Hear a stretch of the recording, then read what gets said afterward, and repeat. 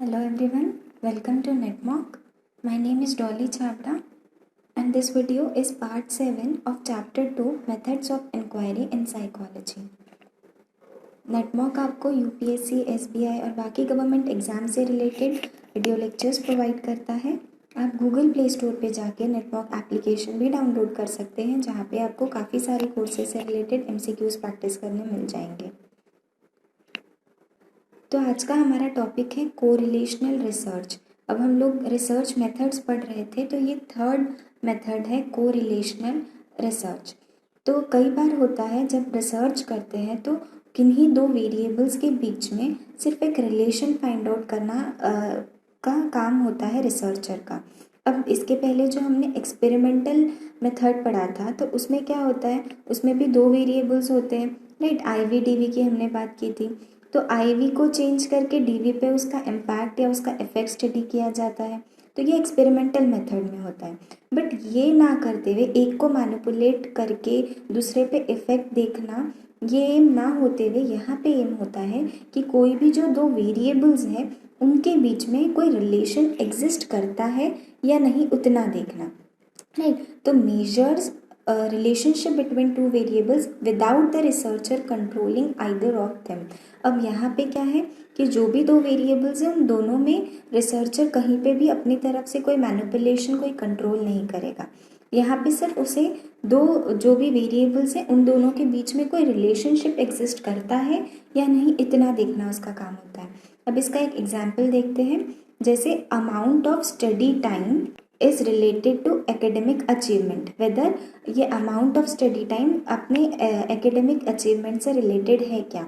तो यहाँ पे कैसे देखेंगे कि कितना पढ़ाई में टाइम दिया जा रहा है और फिर उसी का रिजल्ट्स देखेंगे, एकेडमिक रिजल्ट्स जो भी होंगे वो देखा जाएगा और ये दोनों के बीच में कोई रिलेशन एग्जिस्ट करता है या नहीं। जैसे ज़्यादा अगर टाइम हम पढ़ाई में देते हैं तो रिजल्ट्स ज़्यादा अच्छे आते हैं, कम पढ़ाई में टाइम देने से रिजल्ट्स ज़्यादा अच्छे आते हैं। मतलब किस तरीके का रिलेशन इन दोनों में एग्जिस्ट करता है। एक तो पहले रिलेशन एग्जिस्ट करता है या नहीं, और फिर करता है तो किस तरीके से करता है, मतलब पॉजिटिव कोरिलेशन है, नेगेटिव कोरिलेशन है, इस टाइप की भी चीज़ें होती हैं।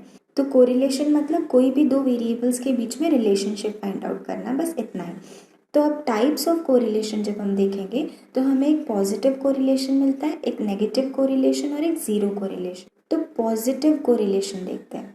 यहाँ पे ऐसा होता है कि जो दो वेरिएबल्स हम स्टडी कर रहे हैं वो दोनों चेंज होते हैं इन द सेम डायरेक्शन, वो दोनों सेम डायरेक्शन में चेंज हो रहे हैं। मतलब कि अगर एक बढ़ेगा तो दूसरा भी बढ़ेगा। For example x and y हमारे वेरिएबल्स हैं, तो अगर x बढ़ता है तो y भी बढ़ेगा, x अगर कम होगा तो y भी कम होगा।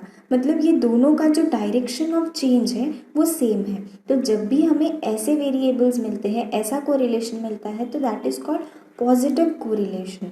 दोनों वेरिएबल्स एक साथ चेंज हो रहे हैं, मतलब एक ही डायरेक्शन में चेंज हो रहे हैं। अब अगर वही एग्जाम्पल से हम देखें तो यहाँ पे क्या होगा कि जो अमाउंट है स्टडी टाइम जो भी है, अगर स्टडी टाइम बढ़ा दिया, स्टडी टाइम बढ़ाने की वजह से क्या होगा कि रिजल्ट्स जो है या एकेडमिक अचीवमेंट जो है वो भी बढ़ गया।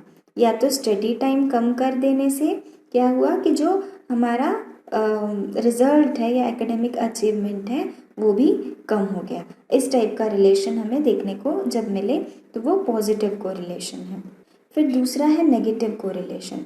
अब नेगेटिव कोरिलेशन में क्या आता है कि जो दो वेरिएबल्स होते हैं वो ऑपोजिट डायरेक्शन में चेंज होते हैं। Variables change in opposite direction, मतलब अगर एक बढ़ता है तो दूसरा घटेगा, एक कम होता है तो दूसरा बढ़ेगा, इस टाइप का। मतलब दो जो वेरिएबल्स हैं दोनों अलग अलग डायरेक्शन में मूव हो रहे हैं। अब इसमें जैसे x अगर इंक्रीज हो रहा है तो y डिक्रीज हो रहा है। इस सेम वही एग्जाम्पल अगर यहाँ देखें तो क्या होगा कि जितना भी टाइम हमने पढ़ाई में इन्वेस्ट किया है, अगर time invested in study increase हो रहा है तो जो भी टाइम हम बाकी एक्टिविटीज़ में जैसे खेल कूद, स्पोर्ट्स, ये सब चीज़ों में जो भी टाइम हम डेडिकेट करते हैं, डिवोट करते हैं, वो कहीं ना कहीं कम हो रहा है। तो यहाँ पे ये दोनों के बीच में नेगेटिव कोरिलेशन है। जैसे amount of time dedicated to study अगर बढ़ा तो क्या कम हुआ, amount of time dedicated to other activities like sports, है ना। तो एक चीज़ बढ़ी तो दूसरी चीज़ घट गई, इसका क्या मतलब है, दोनों ऑपोजिट डायरेक्शन में चेंज हुए, मतलब कि दोनों में नेगेटिव कोरिलेशन एग्जिस्ट करता है। और कई बार ऐसा होता है कि कोरिलेशन या कोई रिलेशनशिप एज सच एग्जिस्ट करता ही नहीं दो चीज़ों में।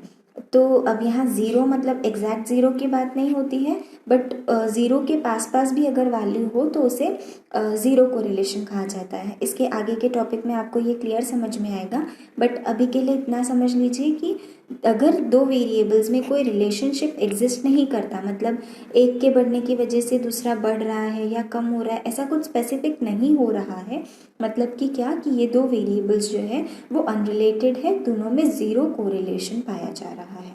सो ये हमने टाइप्स देखे कोरिलेशन के। अब हम कोरिलेशन कोएफिशिएंट की बात करते हैं। तो ये जो भी कोरिलेशन है इसका स्ट्रेंथ, मतलब ये कितना स्ट्रॉन्ग कोरिलेशन एग्जिस्ट कर रहा है या कैसा डायरेक्शन है उसका, वो पॉजिटिव है नेगेटिव है, ये डिटरमाइन करने के लिए एक नंबर यूज़ किया जाता है जिसे कोरिलेशन कोएफिशिएंट कहते हैं। The strength and direction of the relationship between two variables is represented by a number which is called correlation coefficient. तो ये correlation coefficient की जो वैल्यू होती है ये रेंज करती है +1 से -1 तक, मतलब ज़ीरो इंक्लूडेड। जैसे अगर नंबर लाइन की बात करें तो ज़ीरो और ये यहाँ पे +1 यहाँ पे -1, राइट। तो +1 to -1 including zero through zero, ये हमारी वैल्यू होती है कोरिलेशन कोएफिशिएंट की। अब जो हमने पॉजिटिव और नेगेटिव कोरिलेशन की बात की थी, तो अब उसको हम यहाँ पे क्लियरली देखते हैं। अगर वैल्यू कोरिलेशन कोएफिशिएंट की 0 से लेके +1 तक आती है, 0 से लेके +1 तक अगर हमें देखने को मिलती है, इसका मतलब ये कौन से डायरेक्शन में है, पॉजिटिव डायरेक्शन में है, मतलब कि यहाँ पे पॉजिटिव कोरिलेशन एग्जिस्ट कर रहा है। और अगर -1 to 0 के बीच में है, मतलब कि क्या, कि ये जो भी है रिलेशन कोरिलेशन ये नेगेटिव कोरिलेशन एग्जिस्ट कर रहा है। अब यहाँ पे तो हमें सिर्फ इतना डायरेक्शन पता चल गया कि पॉजिटिव है या नेगेटिव है। अब एक और चीज़ होती है स्ट्रेंथ। अब स्ट्रेंथ में क्या आएगा कि कोरिलेशन एग्जिस्ट कर रहा है, ठीक है, बट वो कितना स्ट्रॉन्ग है। जैसे अगर मैं एग्जांपल दूँ +0.85, अगर ये हमारी कोरिलेशन कोएफिशिएंट की वैल्यू आई है, तो अब ये पॉजिटिव है, मतलब इसका डायरेक्शन पॉजिटिव है, मतलब देयर एग्जिस्ट पॉजिटिव कोरिलेशन, इतना क्लियर है। बट अब ये 0.8 है, 0.85 मतलब 1 के बहुत पास पास, राइट। हमारी मैक्सिमम वैल्यू +1 है, तो +1 के ये बहुत पास पास है, इसीलिए यहाँ पे स्ट्रॉन्ग पॉजिटिव कोरिलेशन एग्जिस्ट करता है, राइट। तो ये जो वैल्यू है वो जितना +1 के पास है, मतलब वो उतना ही हमारा जो कोरिलेशन है वो स्ट्रॉन्ग है। और यही अगर हमारी वैल्यू हो +0.03, तो अब यहाँ पे क्या है, ये वैल्यू जो है 0.03 इज किसके पास पास आएगा, ये 0 के पास पास है, राइट। तो ये 0 के पास पास है, मतलब यहाँ पे क्या है, दो ये पॉजिटिव है, तो यहाँ हम कहेंगे कि यहाँ पे ज़ीरो कोरिलेशन एग्जिस्ट करता है, या अगर पॉजिटिव कोरिलेशन है भी तो वो बहुत बहुत वीक है, राइट। तो इस तरीके से वैल्यूज़ हम लोग, मतलब कोरिलेशन कोएफिशिएंट के वैल्यूज़ से हम कैसा रिलेशन है वो पता कर सकते हैं, या जो भी रिलेशन फाइंड आउट हुआ है उसका हम एक मीनिंग निकाल सकते हैं।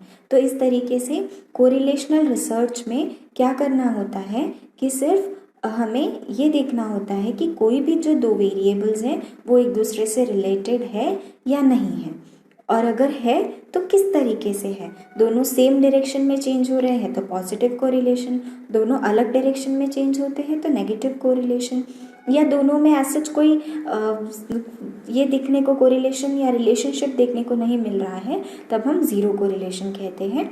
और इसका जो मेजरमेंट है वो एक कोरिलेशनल कोएफिशिएंट करके एक नंबर डिटरमाइन करता है, और उसकी वैल्यू रेंज करती है +1 to -1, राइट। और ये जो कोरिलेशन कोएफिशिएंट है ये फाइंड आउट करने के लिए बहुत अलग अलग टेक्निक्स यूज़ की जाती है, स्टैटिस्टिकल मेथड्स यूज़ की जाती है और उस तरीके से कोरिलेशन कोएफिशिएंट निकाला जाता है। इसका एक छोटा सा एग्जांपल दे देती हूँ।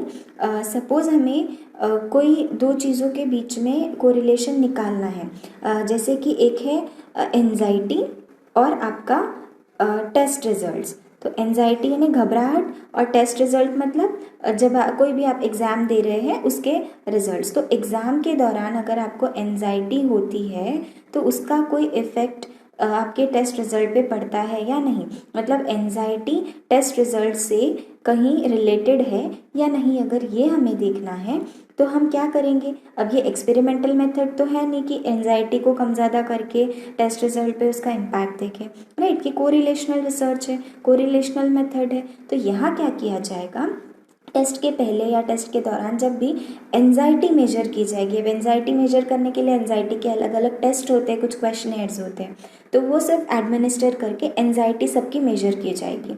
यहाँ पे कुछ मैनिपुलेशन नहीं हो रहा है। और उसी तरीके से टेस्ट के जो भी स्कोर्स आए, जो भी रिजल्ट्स आए हैं, उसका एक उसे नोट डाउन करके ये दोनों में फिर इसका जो भी एंजाइटी का जो भी वैल्यू आया है और जो भी टेस्ट रिजल्ट्स का वैल्यू आया है, वो स्टैटिस्टिकल मेथड्स यूज़ करके हम कोरिलेशन फाइंड आउट करने की कोशिश करते हैं। तो ये एक्सपेरिमेंटल मेथड से इसलिए अलग है क्योंकि यहाँ पे किसी भी वेरिएबल को हमने यहाँ पे मॉडिफाई नहीं किया है, चेंज नहीं किया है, राइट। यहाँ पे सिर्फ क्या किया है, दोनों को हमने मेजर किया है सो दैट दोनों के बीच का एक रिलेशनशिप फाइंड आउट हो सके। तो ये था कोरिलेशन रिसर्च।